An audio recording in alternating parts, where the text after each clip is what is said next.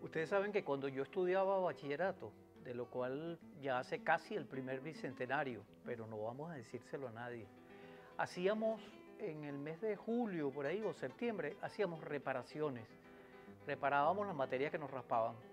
A mí me las raspaban casi todas. Yo vivía, el ejercicio mío era estar en reparaciones permanentemente. Por eso ahorita, cuando acaba de realizarse un quinto congreso muy importante en Venezuela y se empezó a hablar de reparaciones, yo dije, me traigo para acá a Roraima Gutiérrez. Y aquí está, acompañándonos. Bienvenida, Roraima. Bueno, muchísimas gracias, Iván, por haberme invitado a este programa. Ustedes utilizan el término reparaciones para buscarme la lengua a mí, ¿verdad? Sí, ¿O es por otra así. razón? ¿Tienen otra razón? Hay otras razones, pero primeramente para buscar la lengua a la gente. ¿Pero qué van a reparar? ¿Qué se dañó? ¿No? ¿Qué se dañó? ¿Se dañó algo? Entonces la gente siempre, ¿no? Pero me parece que es un tema que es interesante que esté en el tapete, sobre todo en las bases, en el pueblo, que el pueblo comience a hablar sobre el tema de las reparaciones, porque tiene que ver con el hecho de nuestra historia. Pero reparaciones son reparaciones judiciales, son reparaciones sociales, son reparaciones políticas, son reparaciones económicas de alguna manera. Son sociales, judiciales, políticas, económicas, psicológicas, morales. Pero primeramente porque una de las cosas que tiene que ver las reparaciones, sobre todo cuando hablamos de las reparaciones, porque desde el punto de vista jurídico hay unos largos elementos teóricos, en fin, pero estamos hablando en este caso de las reparaciones por el genocidio y la esclavitud que trajo como consecuencia la colonización.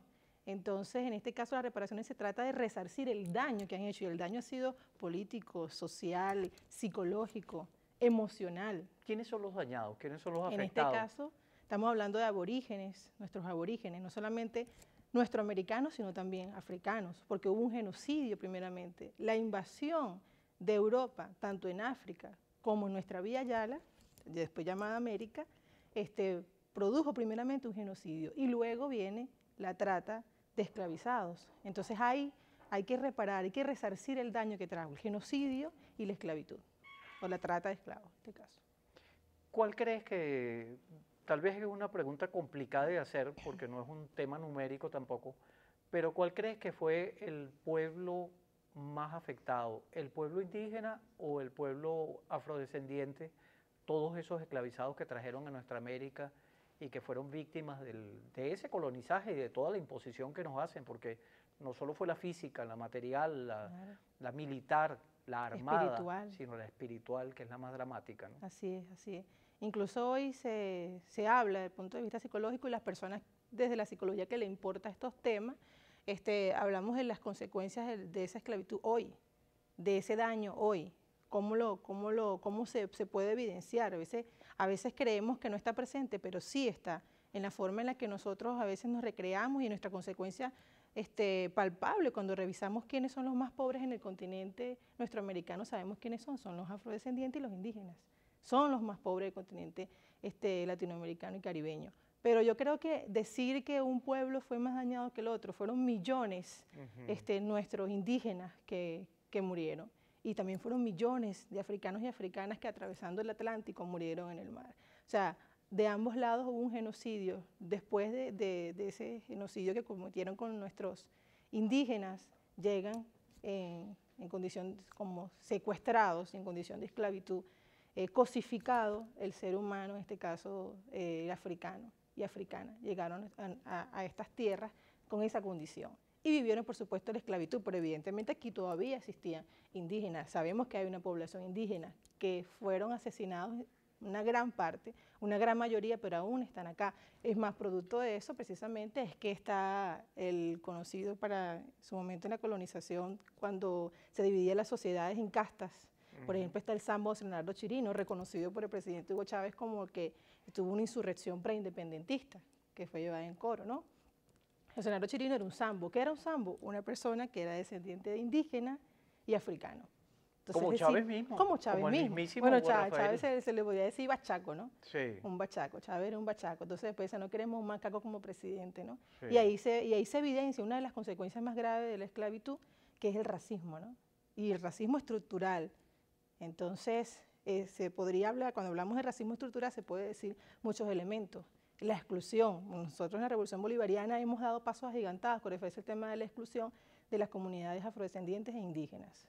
Pero a propósito de eso, bueno, tenemos muchísimos avances, pero en este momento, en este contexto, hay un avance impresionante que Venezuela ha dado ejemplo, como es con el tema de las reparaciones. Cuando se habla de las reparaciones, eso está totalmente ligado a una agenda en el escenario internacional bien interesante.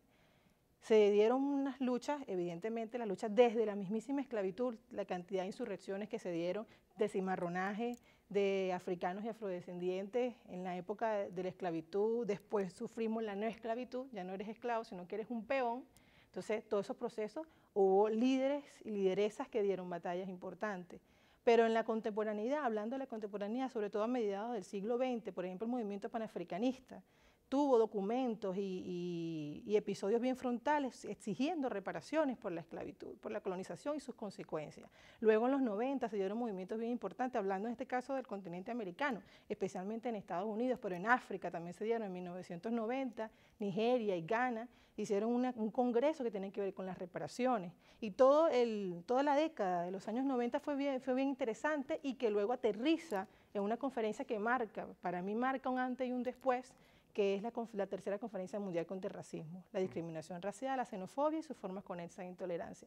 A partir de allí hay un momento, se hace como un lanzamiento histórico importante para toda la población que ha sufrido de racismo en el mundo. Ahora, Roraima, ustedes acaban de realizar un 5º congreso en Venezuela. ¿Los 4 anteriores también tuvieron que ver con el tema de las reparaciones o solamente este congreso dedicado al asunto de los saberes afrodescendientes, americanos y caribeños, etcétera, ¿no? El 5º Congreso o el Congreso de Saberes Africanos, Americanos y Caribeños es una iniciativa del Centro de Saberes Africanos, que es su director fundador, el profesor Reinaldo Bolívar, quien fue viceministro para África durante 13 años, desde el 2005, ¿no? Y que bueno, tuvo allí esa responsabilidad junto con el presidente Chávez y todo su equipo de acercarnos a África verdaderamente. Ahora sí decimos, estamos más cerca de África. En Venezuela anteriormente una política casi inexistente, ¿no?, hacia África.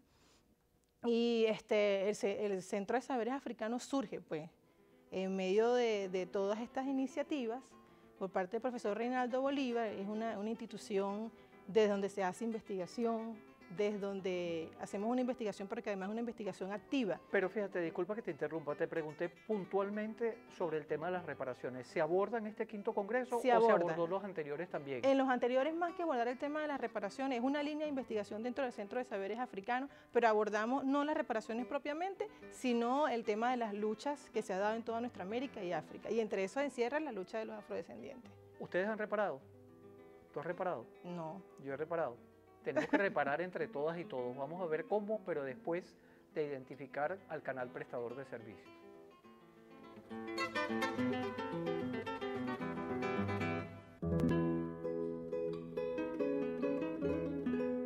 Gracias por seguir aquí.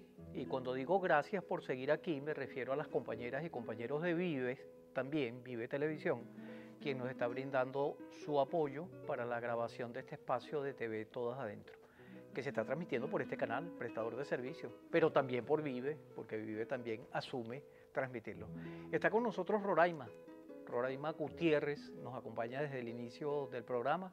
Comenzamos hablando de reparaciones, nos metimos en los temas que tienen que ver con la afrodescendencia, con nuestra América y con el Caribe, también de esta nuestra América, porque hay temas para reparar, pero temas para profundizar también. Hay uno que tú mencionaste y que yo quisiera que lo profundizáramos un poquitico antes de meternos con el asunto que tiene que ver con el 5º Congreso al que aludías ahorita. Y es el tema cultural, porque tú te referiste en tu conversación a cómo lo difícil es precisamente los cambios en el ámbito cultural. Ha habido muchos cambios, sí. Incluso la Revolución Bolivariana en sus pocos o escasos 20 años que lleva, es verdad que ha introducido cambios significativos. Pero nosotros seguimos diciéndole, por ejemplo, al que es torpe y se equivoca y comete errores, le seguimos diciendo que está tirando flechas, metiéndonos contra nuestros indios, contra nuestros aborígenes. Pero además a los negros los despreciamos por negros, y a veces no lo decimos porque cada vez es como más estigmatizante meterse con los negros, pero hay gente que le saca el cuerpo a los negros.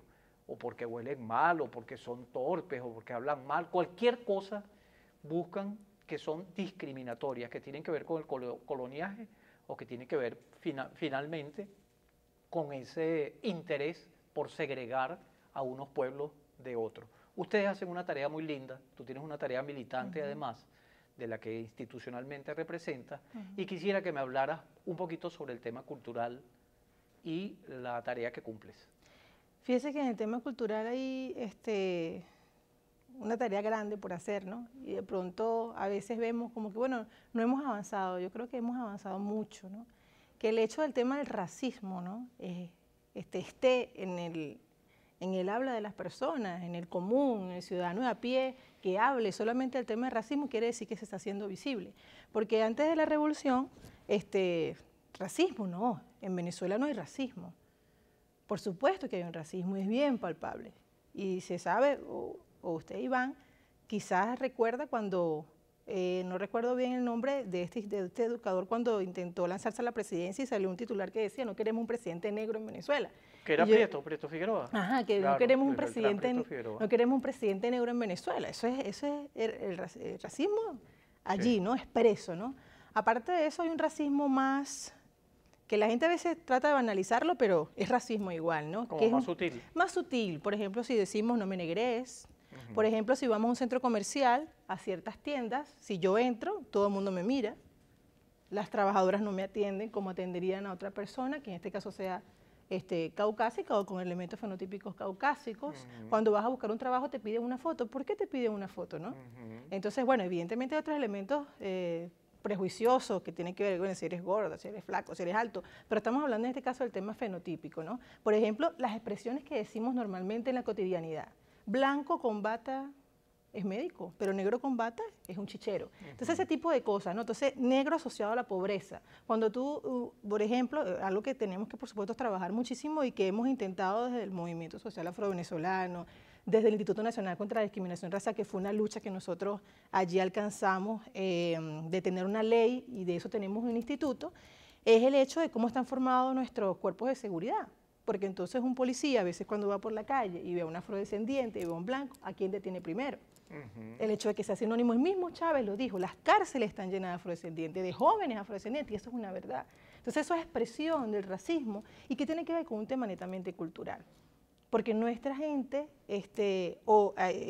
ha sido víctima del racismo estructural y por eso, bueno, los márgenes de pobreza, por supuesto, allí el índice indica que los más pobres son los descendientes de africanos. En nuestro país y en todo el continente es el mismo, se va viendo pues que es lo mismo. Pero entonces a nivel cultural nosotros tenemos que trabajarlo, sobre todo desde el punto de vista de la educación.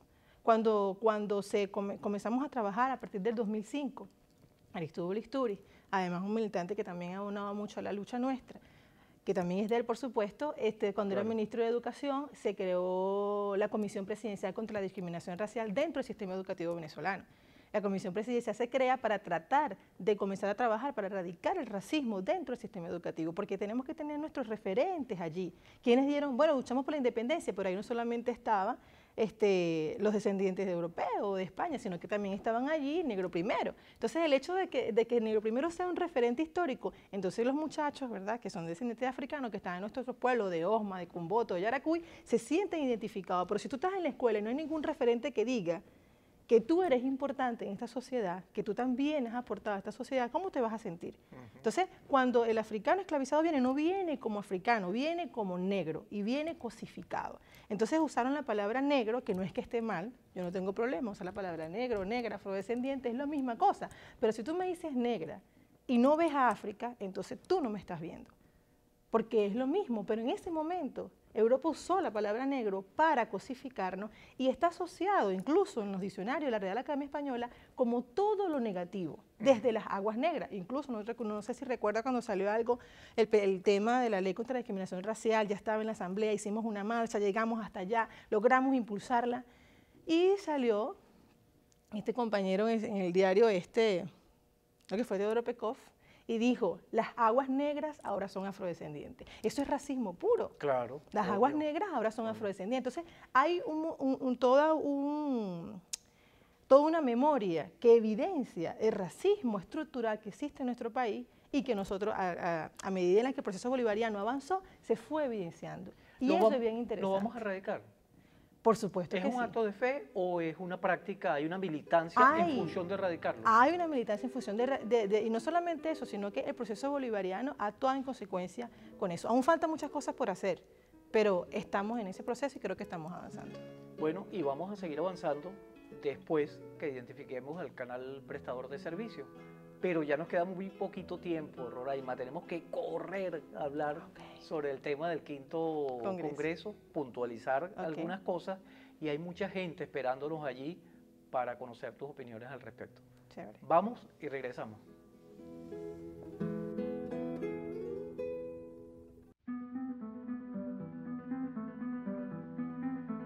Roraima me tiene absolutamente seducido aquí. Yo estoy totalmente enamorado. Si no fuera por las cámaras, yo me comportaría tan tímido como soy en el resto de la vida.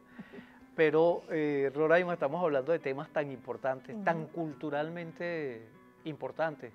Y tocábamos, tú desplegabas con bastante profundidad el asunto que tiene que ver con el endorracismo.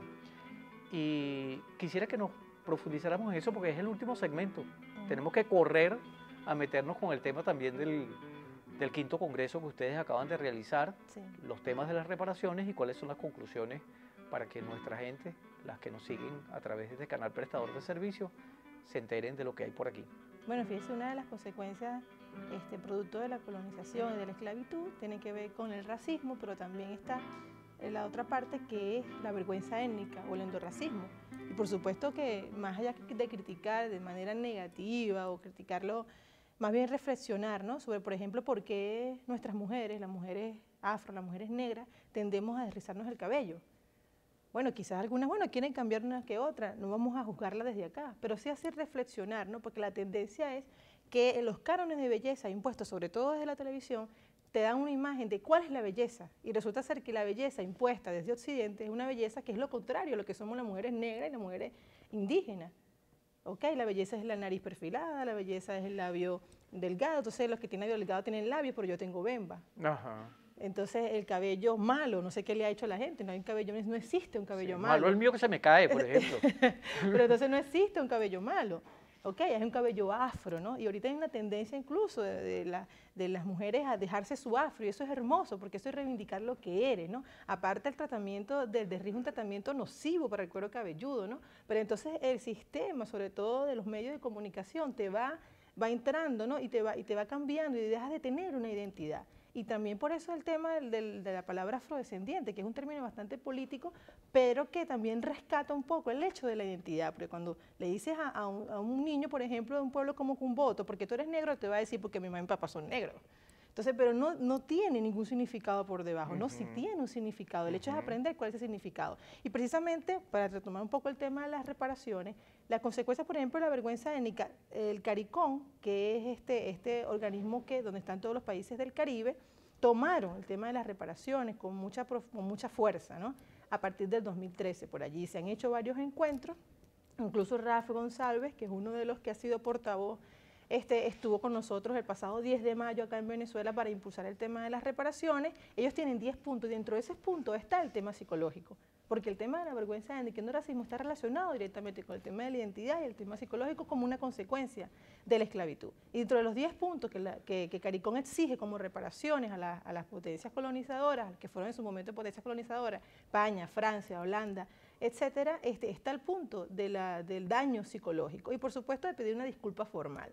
Es interesante mencionar con el tema del quinto congreso que se une a todos los eventos que vienen sucediendo desde marzo. El 24 de marzo, a propósito de la conmemoración del Día de la Abolición de la Esclavitud en nuestro país, que fue el 24 de marzo de 1854, se dio nuestra abolición, y ese acto conmemorativo, el presidente de la República, Nicolás Maduro, asumió a raíz de una reunión con Danny Glover, que también vino, con la compañera hija de Fran Fano, no recuerdo, Mirelle Fano, y Jenny Early tuvieron una reunión con el presidente y el presidente asumió elevar un plan de acción ante el movimiento de países no alineados para avanzar en el tema de las reparaciones, que está asociado también al tema del decenio del pueblo afrodescendiente. Después la tercera conferencia mundial contra el racismo marcó un hito. Después la tercera conferencia mundial se da el Año Internacional de los Afrodescendientes, que fue en el 2011, y luego en el 2015, a partir del 2015, el decenio internacional de los pueblos afrodescendientes. Son tres elementos bien importantes en el escenario internacional que marcan una base para poder avanzar en todo lo que tiene que ver con las políticas afirmativas y para poder erradicar el racismo estructural, el que está sumido la población afrodescendiente en todo el continente americano y por supuesto en donde se encuentra solamente no el continente americano sino también africano y lo que ha vivido ellos. Después del 24 de marzo el presidente asumió hacer un evento que fue el 10 de mayo, un encuentro mundial por las reparaciones. Y se dieron cita acá abogados, porque hay una lucha que tiene que ser, por supuesto, de los movimientos sociales, de todo el continente, pero hay una lucha que tiene que ver también en el escenario internacional, el derecho internacional, y abogados que puedan, en esta materia, plasmar un documento que pueda defendernos ante el escenario que nos viene a partir de ahora. Es una lucha que va a ser bastante ardua, pero fíjese que del decenio internacional afrodescendiente decretado por Naciones Unidas, solamente 19 países de los 190 y pico, solo 19 países lo han asumido. Entre esos, Venezuela lo asumió y ahora con ese compromiso que adquirió el presidente de la República ante el movimiento de países no alineados, aparte de decretar el decenio, me parece que el avance va a ser estupendo para la población afrodescendiente. ¿Cuáles son las tareas? Porque estamos ya, fíjate, revisamos que se tomaron una serie de acciones, reflexiones. El presidente Chávez, por cierto, cuando se refería a las cumbres que hacían presidencialmente, decía que los presidentes andan de cumbre en cumbre y los pueblos de abismo en abismo. Aquí no pudiera estar ocurriendo una cosa similar, guardando las distancias, que se ande o que se esté transitando por los caminos de andar de reflexiones en reflexiones, de discusiones en discusiones, de congresos en congresos, y los afrodescendientes y los indígenas siguen de abismo en abismo. Hay tareas específicas, se están cumpliendo. ¿Quién tiene esas tareas? A raíz del evento que se hizo el 10 de mayo, se elevó una comisión. El presidente incluso dio un tiempo determinado para el primer documento. Esta comisión... ¿Cuándo culmina ese tiempo? Hay dio un mes para el primer documento. O sea que ya tiene que ese documento está casi listo. Ese documento se está trabajando. Tengo información que se está trabajando porque, como le dije, hay dos vertientes, ¿no? La vertiente que tiene que ver más con el tema del derecho internacional, y ahí están los abogados especialistas en el tema, y la otra parte que tiene que ver con todo el movimiento afroizquierda del continente nuestro y africano también, americano, caribeño y africano. Entonces se están elaborando documentos y haciéndose todo lo que debe hacerse para que podamos elevar todas nuestras demandas ante el escenario internacional pertinente, porque aparte de eso, en medio de eso, bueno, los juristas o los abogados están debatiendo sobre eso, de ante qué escenario debemos solicitar las reparaciones, ¿no?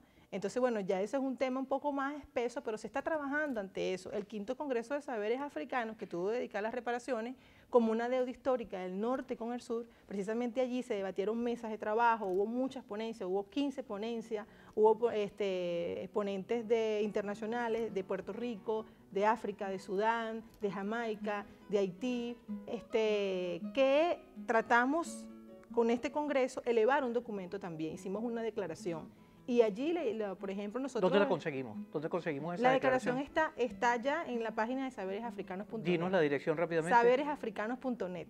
Muy bien, vamos a consultarla, pero también me gustaría seguir conversando contigo, pero se nos acabó el tiempo. No, bueno, estamos a la orden para otra conversa nuevamente. Pues y la haremos, la tendremos en algún momento. Gracias a ustedes por acompañarnos en este espacio del día de hoy.